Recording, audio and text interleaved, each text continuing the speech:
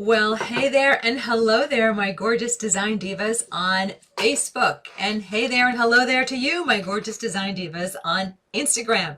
It's so good to be here with you. And look, we're actually here with a picture on Facebook. Yay. And we're here with a picture for you here on IG. It's so good to be here with you.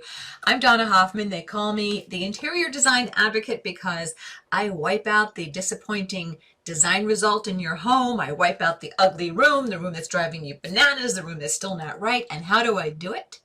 With these amazing online courses that I offer at the Interior Design Advocate. That's my brand, my baby, when it comes to empowering design lovers just like you, smart, savvy women. You want that gorgeous home, no matter your budget, no matter your design style, you want to be able to make it happen yourself. You don't quite know how to do it. And you've been struggling. Maybe you've been spinning your wheels, reading books, blogs, TV shows, Instagram, HGTV, blah, blah, blah, blah. How's still not working? That's where my wonderful courses at the Interior Design Advocate come in perfectly for you. In fact, if you watch our Instagram feed, once in a while you see me feature and congratulate one of my amazing design divas with the beautiful results that she's getting. And again, these are real people just like you. And when I'm not doing that, I run a very busy luxury interior design company here in the Philadelphia region of the United States. And we are a full service design company. We do everything from single room design to multi-room design to renovation to complete new home builds. In fact, I'll even design a full residence from the blueprint stage on right down to the last accessory. Yes, we will actually design all the accessories while we're in blueprint phase because the families we're dealing with, they want to get the keys, move in, and then have us get the keys and have us put everything together so they can move in. So I'm used to juggling a lot of design in my brain, and for some crazy reason, I'm really good at teaching design. I'm kind of left brain and kind of right brain at the same time, kind of a unicorn in those ways. So I'm able to break down creative information to make it really accessible for you. All right, so what's happening? What's our topic today? Today we are talking about fireplace design or designing with fireplaces. Specifically, the fact that fireplace presence will drive your furniture layout. And if you have a diagonal fireplace, I know those drive you bananas, but if you have one of those, then you know that that can really make you loopy. So today I'm going to take questions after I teach the lesson on how fireplace design, how fireplaces drive the furniture layout in a room, whether it's a straight-on fireplace or whether it's one of those diagonal fireplaces that makes every design diva worth her salt completely loopy. Oh my gosh, you're right. Diagonal fireplaces are a pain in the neck. So here, let's roll it back. Let's take it back a notch and talk about some logistics that you just have to deal with fireplaces, no matter how it's positioned. You need to consider the fact that you have a heat source, right? So you have to make sure that anything near it is far enough away. And if you are a wood burning fireplace, that's one thing. If you're gas, that's something else. Do you have a full hearth? Is it a 20 to 24 inch deep hearth? Or do you have something that's not wood burning, in which case those hearths can go even more shallow, 18 inches, 12 inches, or as little as 8 inches off the wall? What do you do? How far to a fireplace can you put your furniture? Well, I like to err on the side of being conservative, and I would like to see you guys do the same thing. So if you can, I'd love to see you keep furniture at least 36 inches away from the edge of your hearth. That would be great. Now, some fireplaces are super modern, they don't have a hearth, and they are not wood burning, well, in those cases, I'd like to see you to be at least 36 to 42 inches off of that firebox. That's where the fire is, okay? Definitely pay attention to your manufacturer and those recommendations as well. Now, what about fireplaces that have windows flanking them? We often see window treatments on those windows, but what can you do and what can't you do? If there's enough space on either side of that fireplace to stay nicely off the edge of that fireplace, at least 30 to 36 inches away from the fireplace, the edge of that hearth, etc., then you can do a pair of panels there. But in many cases, you don't have that type of clearance. So what I do here in our company is I do something called an asymmetrical hang. And with an asymmetrical hang, you are not doing a pair of panels. You are doing one panel at the outside of the window. That keeps you far enough away from your heat source. It's not just that you're near the heat source. You just don't want, you can't control if that fabric gets pushed, if somebody bumps into it and catches it and it gets pulled closer to that heat source. So that's why I think asymmetrical hangs are a great solution on either side of a fireplace. The other solution, of course, is just to do shades or blinds or a shade with a valance on top and then do something else on the windows on the adjacent wall. Okay, so that's just something to think about. The other thing to think about is, what do you do with area rugs? So there again, you're going to respect your hearth and you will come away from that hearth. Don't abut the hearth if you can help it. But let's face it, there are homes, plenty of them, with wall-to-wall carpet that is going right up to a hearth. But if you have an area rug, I'll generally take that area rug in terms of how far off of that hearth. That's generally driven by the furniture layout. And remember, the layout I just suggested is no upholstery really closer than 36 inches if possible to your hearth. Okay, so then you'll know that your rug is going to go a little bit beyond that. All right, so hopefully that helps you. I know I don't have visuals, and please don't complain. I'm a visual learner. I know you are, which is why I offer amazing workshops that are very visual and great online courses that are uber visual. But these weekly Facebook and Instagram lives are a conversation. It's an opportunity for me to stop what I'm doing down in the design studio and come out here and teach a lesson to you on something that I know is on your brain. And I get a lot of questions about fireplaces and diagonal fireplaces. So let's go into the diagonal fireplace. Okay, why do builders do them? Why do architects do them? Do people set about in their initial planning on residence in those early design build moments thinking, I'm going to do a diagonal fireplace? Generally, no.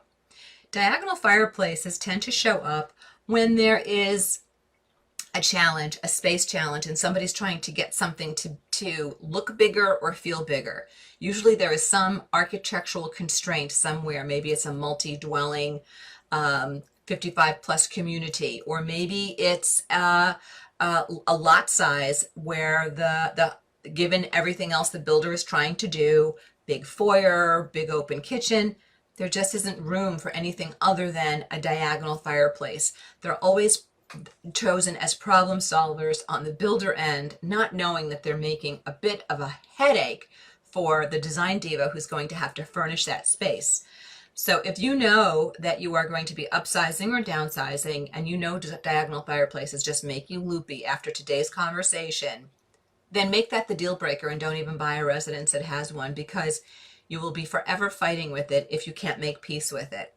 The best way to make peace with a diagonal fireplace, and I think they can be very handsome when you design the room beautifully, the best way to do it is don't let that diagonal fireplace be the boss in charge of what you do by way of forcing you to align your furniture in a diagonal as well. What I said at the beginning of this lesson sticks, that your fireplace does dictate what your ideal furniture layout can be and what it must never be based upon safe spacing, right? But with a diagonal fireplace, I suggest you not only do safe spacing, but that you ignore the diagonal. Don't align with the diagonal. Keep your furniture on the square. And I realize that means if you're my diagonal fireplace and I'm on the square right now in the furniture, I'm going to be doing this to see you, or this to see you if you're the TV over my diagonal fireplace. So be it. That's just what it is. You can absolutely have an articulating arm put behind your flat screen TV so it too cocks out. Some of them can be put on remote controls. Some of them can be just done manually. So if you want to try to square off the TV a bit for yourself, you can, the flat screen. But so often when I have seen women try to emulate the diagonal by making their sofa parallel to it. So you've got your fireplace and then your sofa doing this, as opposed to fireplace and sofa squaring off. you force these really weird angles into the room, it's usually the great room off the kitchen, and really tough pass through around things, really tough corners that you're starting to make. I think the space looks better and feels better when you just give yourself a good L-shaped layout and you kind of just let that diagonal be what it is. Generally speaking, or commonly, you'll see a sliding glass door somewhere in the vicinity of that, asymmetric or diagonal fireplace. So you've got an instant asymmetry in the room, and that's why I think it works well to not emulate that same line and stay parallel to it. So this would be a great lesson for me to do, an actual visual lesson for you on. This honestly came up out of some questions I was getting. So perhaps one day in one of our workshops, I'll include something like this for you. And if you're in one of our private groups and you have a diagonal fireplace, you're one of our students, our students have access to a private Facebook group where they can submit pictures. By all means, send in those pictures to the group and show not just your picture, but also show your layout, drawn, measured to full scale, so that you can actually show everyone what you're wrestling with and what you're thinking of doing. Because the beauty of space plans is they don't lie. They tell you exactly what size furniture fits, exactly how much furniture, exactly how big it has to be, exactly how small it should never be, exactly what your safe traffic patterns are, safe footing, safe pass through. All right. So if you would love to know how to rock your room design, I encourage you to check out my Decorating Genius online course. It's amazing. And I don't know if the story's still up, but yesterday I was giving a shout out to some of my Design Divas students who are doing amazing things with that online course. I got to tell you, when you know strategy, you would be amazed at what you can accomplish. And I always say this, I believe in each and every one of you so very much. And I know a lot of you have some confidence issues. It's because you are ignoring strategy. You're getting your information in the wrong places, snippets from Instagram, snippets from House, snippets from HGTV, and that will keep you forever chasing your tail, forever disappointing yourself. You would not believe the results my students get and the amazing emails and DMs and not text, but DMs that they send to me. It's unbelievable because they're amazing themselves with results, which makes my day. So hopefully I've answered your questions so far that might have been tickling around in that gorgeous head of yours about how fireplaces really do dictate what your furniture layout should be and needs to be. If you have a specific question, I'm glad to take it, as long as I don't need to see a picture to be able to answer you well. And while you're putting those in, I thought I'd tell you what we're thinking of doing next week. But first, I want to ask you the question, do you want to have a live next week? It is election day in the United States. I know a lot of our Design Divas are in the US, but we do have Design Divas beyond the US borders as well. Do you want to have a live? I know that this is a really stressful time for a lot of you. If you're attracted to interior design and spending time with me, chances are really good that you are either a sensitive, an HSP, or an empath. And that being the case, the political rhetoric, no matter what side of the aisle you're on, I'm in the middle because I'm an independent, and I find all the rhetoric just depressingly horrible. So if you're feeling like you're exhausted and you need to take election day off, let me know and we'll go dark for that day. But if you think that you would love to have the distraction and the camaraderie and coming together with Design Divas who love you just because you're a Design Diva, doesn't matter what your political views are, we're just all in this together, creating more beauty in our homes to create more peace for our spirit and our families, right? So if you would like to still have a design get together on Tuesday at 4 p.m., let me know, because if we do it, the topic we had planned it's a goodie. It's called HGTV Lies and HGTV Love. So HGTV Lies and HGTV Love, that is our topic next week if we have it. So you guys vote and let me know what you want to do. Okie dokie. Questions coming in. Jazz Autumn, also known as Jasmine, is saying, I love tuning in. No nap will stop me from from watching. Well, that's so good. I'm so glad to hear that, Jasmine. That's awesome sauce. I love it. Let's see what's happening on Facebook while I'm taking questions and keep putting them in there. Okay, so Ruth is saying hi. Hi from Connecticut from Melissa. Gift H. Nicoma is saying she loves this is a great topic. Facebook is working. Ruth is so happy. I know we had a little problem last week. So today, Instagram, you got a little screwed at the beginning, but we straightened you out. Okay, so a lot of happy people that Facebook is working. Okay, so Connie is saying, hello, Donna. I still have my ugly brown fireplace. I think I'm going to whitewash the thing and cap off the sides with a dark wood and mantle. Diagonal fireplace. It should be outlawed. Well, tell that to builders and architects that are fighting for square inches. That could be a little tough. Okay, I'm getting more hellos. Sandy is saying, are brown rock fireplaces out of style? Do you mean like a stone that really looks like a field stone? You know, now we're getting into trend, and that's a really good question, Sandy. You know, if you are out in Colorado and you're doing mountain home and you're traditional, I could see you doing something like that. Real lodge look. I could see you doing something like that. But if you are also out in Colorado and you're doing mountain home, but you want modern, I think you're going to want to do a slab fireplace. I practice design. We're based in a very, a colonial seat, really, Philadelphia, right? A lot of colonial architecture, and Bucks County, where we are, a lot of farmhouses and that sort of thing.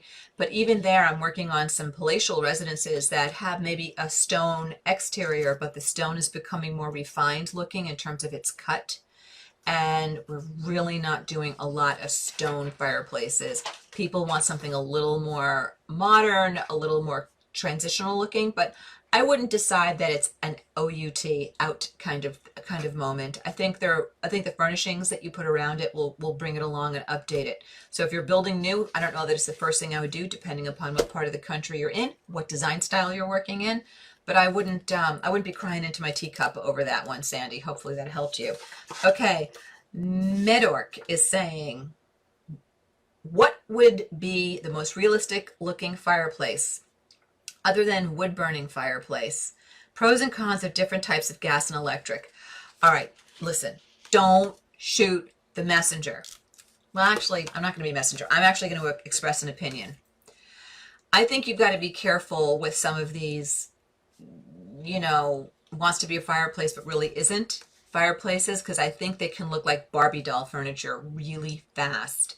There are some really interesting products. Some of them are coming out of Europe that they're contained gas fireboxes, and they can be really modern and cool and really interesting, long, low flame.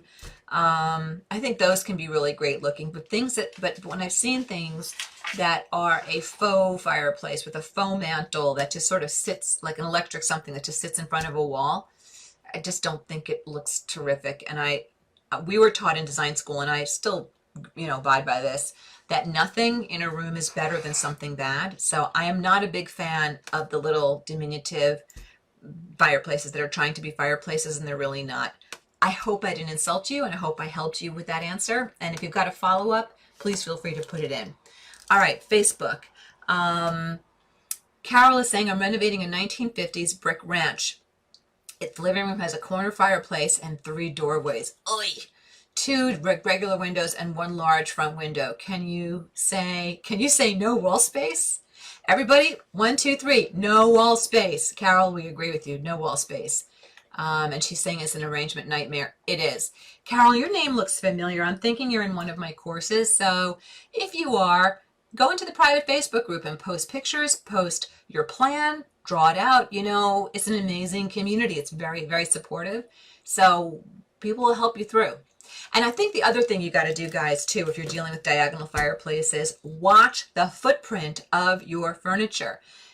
Sofas can be 41 inches deep. That's super deep. They can be shallow. They can be 39, 38, 37. I'm specifying a sofa now in a townhouse. It has a great sit, but it's only 36 inches deep. So I would try to watch the depth and size, the seating depth of your furniture, and the width of your chairs that are also with that sofa. So you can try to steal back some space with those diagonal fireplaces, because usually the room gets crunched really fast. Okay. Angela Culbert is saying, what are your thoughts about covering the TV above the fireplace with a vanishing mirror panel? They are amazing looking. However, I have never spoken to anyone who actually installed one. Angela, they've come a long way. When those first came out, the guys would spend all this money on the flat screen, the newest, the best, the greatest. And then the waifaroo would come by and say, well, I hate that thing, looks ugly. I'm going to put one of those mirror covers over it. And now and in the day, back when that happened, when this technology first started with these mirrored covers, it would completely denigrate and downgrade the resolution of the TV that your hubs just paid so much money for. That has gone away, and the resolution problem is really gone now. You get really clear picture now behind when using those types of products. I don't have a problem with them. If it's something that's important to you, do it. I used to be very positional. I was like a lot of you purists. I didn't like the way a flat screen looked above a fireplace, and I've just came completely over to the other side. I remember a design mentor of mine saying, the way I look at it, we live in the 21st century. It just is what it is. It's just electronics are just part of our lives. And that's kind of how I've come to look at it. But do I love the way a fantastic piece of artwork looks above a fireplace? You bet I do. So have two fireplaces, one for the TV, and in another room do something with a great mirror or a great piece of art above it. So hopefully that helped you, Angela. If you have a follow-up question, please let me know. Brenda is saying, what is the best type of mantle for a fireplace that is flush with the wall? It has no brick or stone. Ooh, that sounds really cool. Do you need a mantle, Brenda? Can you go uber modern with no mantle? Just do something great by way of, something above it hung. I think you can do really anything. You can do, I don't know your design style. So if you're rustic and you've got a slab, like you're describing, you could certainly do a piece of wood that looks like it's reclaimed, but it's not. You could certainly do a very beautifully milled piece of woodwork. It can be stained to whatever color works, neutral color works in your place. It can be even a white trim kind of color. So I don't think you're limited there in terms of what that mantle could, just a straight mantle, what that could be. Now, if it's flush with the wall, I don't know that I would do legs on that mantle. Again, it sounds a little more modern, what you're describing, but again, I'd want to see a picture to be able to answer you well. So if you have a follow-up and I don't need to see a picture, pop it in there. So Marguerite's Fashions is saying, your thoughts on how high a modern fireplace should be. So define your terms here, Marguerite, Margarettetts, Marguerite, yeah. So is there a TV above it? If there's a TV above it, you want to drop that fireplace mantle a bit. Steve, what course is it where we have a whole piece, it's design CPR, designing with a fireplace. Oh, where to put the TV? Yeah. I have another really great course called Design CPR, Creating Perfect Rooms with Accessories, and it's about really quick facelifts for rooms. But we were getting a lot of questions from our students in that particular course about where to put the TV, the flat screen. So we there's a great little ebook, pamphlet kind of lesson that comes with that. It's really great. So, no TV for Marguerite. Okay. So I think you can make that mantle as high as you want. You could take that mantle dramatically high. You can take it to a 65, you can take it to a 70. I mean, you can be as cool and hip as you want, or you can take it really low over that firebox if you're modern. With modern, you can push the envelope, going a little high, a little low.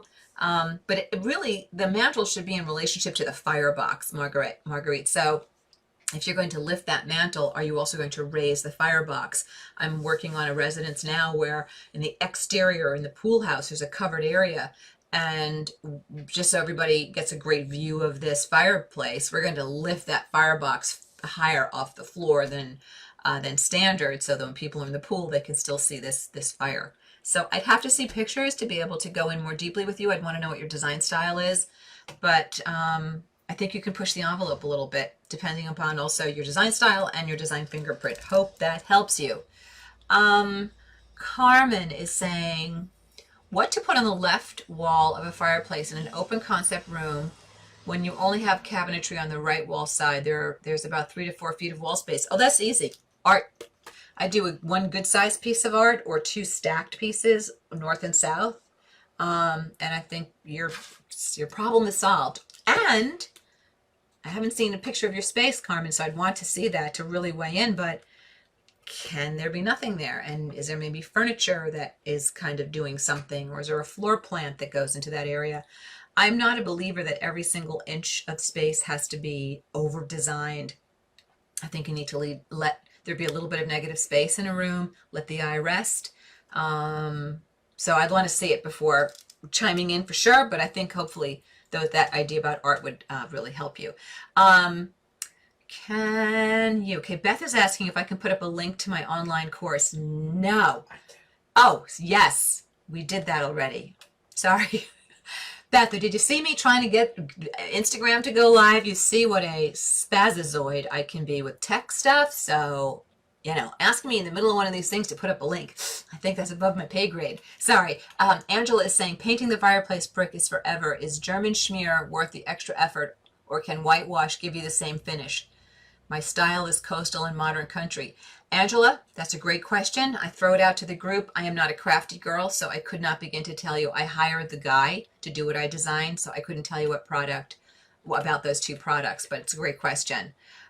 Okay, so now people are telling me if you want to go have a live next week on Election Day.